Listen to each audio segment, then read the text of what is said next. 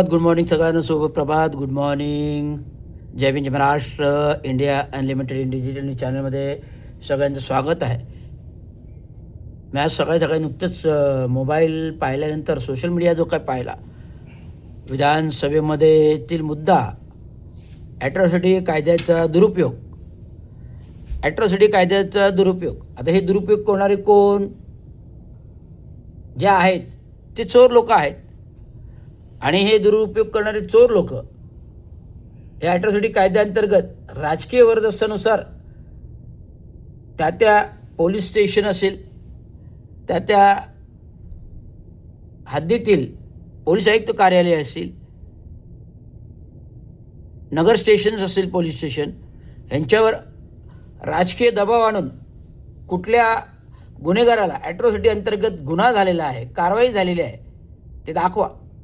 ज्या वेळेस ॲट्रॉसिटीचे कायदे आमचा अनुसूचित जाती समाज, दलित समाज जेव्हा एखाद्या पोलीस स्टेशनला जातो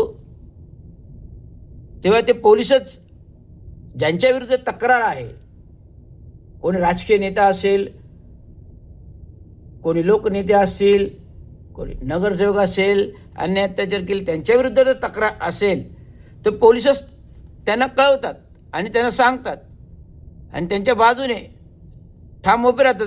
आणि समोरच्याला तक्रारदाराला बोलतात तुम्ही ॲट्रॉसिटी के मागे घ्या, अमुक घ्या, तमुक घ्या. ॲट्रॉसिटी म्हणजे काय हे सगळे आपल्याला समजायचा प्रयत्न करते. आता माझ्या बाबतीत मी केस सांगतो. ज्यावेळेस 2020 कोविड कालावधीमध्ये एकनाथराव शिंदेंनी मला निलंबित केलं राजकीय दबावाने, आणि तेच त्याच्या 6 महिन्यांनंतर नजीब मुल्लाने विनाकारण माझ्यावर नको ते आरोप, ज्या कामाशी माझा संबंधच नाही त्या कामाचा मुख्य हेड ऑफ द डिपार्टमेंट, कार्यकारी अभियंता अधिकारी मी, आणि माझ्या डिपार्टमेंटचा अहवाल आणि सही देणारा दुसरा अधिकारी कोण. तर ह्या सर्व विवरण पाहता मी सदर कामावर आक्षेप घेतला आणि थेट लाईव्ह मीडियाद्वारे जनतेसमोर मांडलं. तर त्यात महानगरपालिकेची बदनामी नाही झाली, उलट मी जनतेला दाखवून दिला आरसा की कशा प्रकारे नाल्याला डीपीमध्ये खोटा रस्ता दाखवला आहे. जो नाला आहे आणि मुख्य कवा क्रीक खाडी, चायना बंदर करून आलेली खाडी ती नवी मुंबई वाशीला मिळते, आणि त्या खाडीचा जेव्हा भरती प्रवाह येतो तो उलट मार्गाने येतो. संपूर्ण झोपडपट्टी आंबेडकर ते एस टी वर्कशॉप 13 बोरी पाण्याखाली येते. आत्ताच्या पावसामध्ये काय हाहाकार उडाला. बाजूच्या झोपडपट्टीमध्ये सगळं नाल्याचं पाणी, संडासाचं पाणी हे गेलं. तिथे स्वतः जागेवरती राजकीय विधानसभा आमदार होते, जितेंद्र आव्हाड, नजीब मुल्ला होते, एकमेकावर प्रति आरोप चालू होते. परंतु मी सांगतो, हे ज्या कोणी नगरसेवकाने हे काम तयार केले राजकीय प्रेशरनुसार, हे पूर्णतः चुकीचं आहे. मुख्यतः तो नाला हा डीपी रस्ता नाही, पहिली गोष्ट. आणि दुसरी गोष्ट, तो नाला खाडीच्या मुखाशी येतो. तिसरी गोष्ट, तो नाला CRZ अंतर्गत येतो. चौथी गोष्ट, तो नाला मुख्य जो जेल आहे त्याच्या मागे येतो, त्यामुळे जेलची सुरक्षा धोक्यात आहे तो नाला. आणि त्याला महाराष्ट्र पोलीस, महाराष्ट्र शासन कायदे कानून अंतर्गत परवानगी नाही, CRZची परवानगी नाही, पोल्युशन कंट्रोल डिपार्टमेंटची परवानगी नाही, आणि मुख्यतः आरोग्य आणि घनकचरा विभागाची तो नाला बंदिस्त करावा असा ठोस अभिप्राय नाही. अभिप्राय असे मुद्दे दिले पण ठोस अभिप्राय नाही की हा केल्याने सुयोग्य होईल किंवा नाल्याच्या पावसाळ्यातील पाण्याला, कचऱ्याला बाधा होईल, हे स्पष्टीकरण दिलेलं नाही. त्यामुळे ह्या नाल्याला कुठल्याही प्रकारच्या परवानग्या नसताना केवळ मी नगरसेवक आहे, माझा विभाग आहे, आणि तेथे जाऊन राजकीय दबाव आणून विविध जे अधिकारी त्या नाल्यासाठी नव्हते, दुसऱ्याच अधिकाऱ्यांचा अभिप्राय घेऊन तो नाला प्रस्तावित केला. ते अधिकारी होते, मी थेट नाव घेणार, रामदास शिंदे. असं चुकीचं प्रस्ताव बनवण्याचे माहीर आहेत. मग ज्यांनी चुकीचं प्रस्ताव बनवलं त्या लोकांना निलंबित न करता केवळ रवींद्र शिंदेने आक्षेप घेतला, ते काम बंद करण्यासाठी आयुक्ताला अभिप्राय पाठवला, लाईव्ह मीडियावर थेट बोललो, म्हणून मी महानगरपालिकेची बदनामी होते. आत्ताच नुकतीच परवाची पेपरमध्ये बातमी आहे, एक नगरसेवक भाई BJPचे, मी नाव घेतो डुंबरे, नाव घ्यायला काही वावगं नाही, कारण नगरसेवक आहात तुम्ही. डुंबरे नुकतेच बातमी दिली पेपरला, ठाणे महानगरपालिकेत डुप्लिकेट ठेकेदार मलनिसारण केंद्राची बिले घशात, अशी काहीतरी बातमी आहे. तर तुम्हाला सांगू इच्छितो, ठाणे महानगरपालिकेत असा कुठलाही भ्रष्टाचार, डुप्लिकेट ठेकेदार कधीच होऊ शकत नाही. कारण जर मोठे प्रकल्प, मलनिसारण केंद्राचे प्रकल्प जर असतील तर मोठा ठेकेदार मंजूर करतो, आणि मोठा ठेकेदार काय करतो, सब ठेकेदार घेतो. सब ठेकेदार काय असतं, नॉमिनेटेड सब कॉन्ट्रॅक्टर असतो. आता नॉमिनेटेड सब कॉन्ट्रॅक्टर असेल, जेव्हा बिलं बनतात, जो नॉमिनेटेड सब कॉन्ट्रॅक्टर कामं करतो त्याची जी बिलं बनतात, ती बिलं मुख्य कंपनी कोणाच्या नावावर आहे, मुख्य ठेकेदाराच्या, मग त्याच्या नावावरच बिलं निघतात ना. म्हणजे दोन ठेकेदार, डुप्लिकेट ठेकेदार येऊन बिलं मलनिसारण केंद्राचे लाटतात. ही बातमी सरासर धंद्यात खोटी आहे. मी आक्षेप त्या दिवशीच नोंदविला. म्हणजे महानगरपालिकेची बदनामी ह्या लोकप्रतिनिधींनी केलेली चालते, परंतु एक प्रामाणिक अधिकारी आरसा दाखवायचा प्रयत्न केला तर तो बदनामी होते. हा कुठला न्याय अन्याय आहे, आणि कुठली महासभा आहे, हा कुठला शासन कायदा आहे, ही कुठली लोकसभा आहे, ही कुठली संसद आहे, ही कुठली विधानसभा आहे, आणि ही कुठली कवडी मुलाची महासभा आहे. मी असंच बोलेन, मला आरोप करायला काही वाटणार नाही, कारण एक प्रामाणिक अधिकाऱ्याला तुम्ही छळवाद केलेला आहे गेले सातत्याने. आज माझं करिअर बर्बाद केलं तुम्ही. 4 प्रमोशन्स माझ्या त्याच्यामुळे गेल्या. आज मी ठाणे शहरात एक सफाई खात्याच्या कामगाराचा मुलगा, म्हणजे सफाई खात्याच्या बाईचा मुलगा आज नगर अभियंता झाला असतो. ठाणे शहर एक भुशावा बात होती, परंतु ह्या तुमच्या लोकांमुळे मला नगर अभियंता होऊ दिला नाही. आणि एकनाथ शिंदे तर नाहीच नाही, आरोप आहे. एकनाथ शिंदे तर ह्याच्यामध्ये काही सहभाग नाही, पण सहभाग कोणाचा आहे, गोल्डन गँग म्होरक्या नरेश मस्केचा आहे.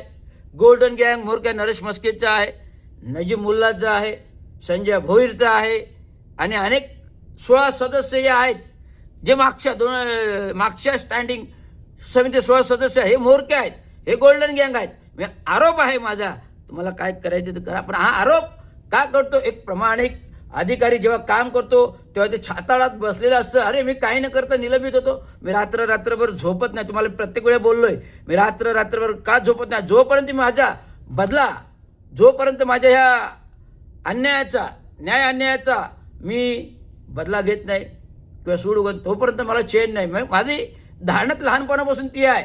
शाळेमध्ये असता एका विद्यार्थी मला मारून पळाला, पण त्या विद्यार्थ्याचा मी पाठपुरावा करून जोपर्यंत मी माझा बदला पूर्ण कमी स्वस्त बदलो नाही, जेवलो उठलो डबा खाल्ला तसंच पळत गेलो, कुठे शोधलं लांबून दगड हाणला डोकं फोडून टाकलं. ही माझी रणनीती आहे. जो मला विनाकारण त्रास देणार त्याच्या मागे लागणार, कारण माझा आयुष्याचा प्रश्न होता, माझ्या कुटुंबाचा प्रश्न होता. अरे निलंबित करताल काय तुम्हाला वाटत नाही, पण मागच्या कुटुंबाचा विचार केला बाबा काय परिस्थिती होईल, अरे रवींद्र शिंदेवर काय परिस्थिती होईल, त्याच्या कुटुंबावर काय परिस्थिती होईल, काय तणाव होईल. आणि ती मेंटॅलिटी मला आत्महत्या करण्यास प्रवृत्त केली हे तुम्ही लोकांनी. त्यामुळे तुमच्यावर ॲट्रॉसिटीचा गुन्हा झालाच पाहिजे. मला ॲट्रॉसिटी गुन्ह्याबद्दलच बोलायचं आहे. हा ॲट्रॉसिटी गुन्हा कायदा आज संसदेमध्ये किंवा विधानभवनामध्ये तुम्ही बोलताय, परंतु सांगतो संसदेत किंवा विधानभवनामध्ये ॲट्रॉसिटी कायदा येणे हे चांगलं आहे. दिवंगत बाबासाहेब आंबेडकर, डॉक्टर महामानव विश्वभूषण परमपूज्य डॉक्टर बाबासाहेब आंबेडकरने हा कायदा दिला तर दलित त्यांच्या कल्याणासाठी, अनुसूचित जाती जमातीच्या कल्याणासाठी.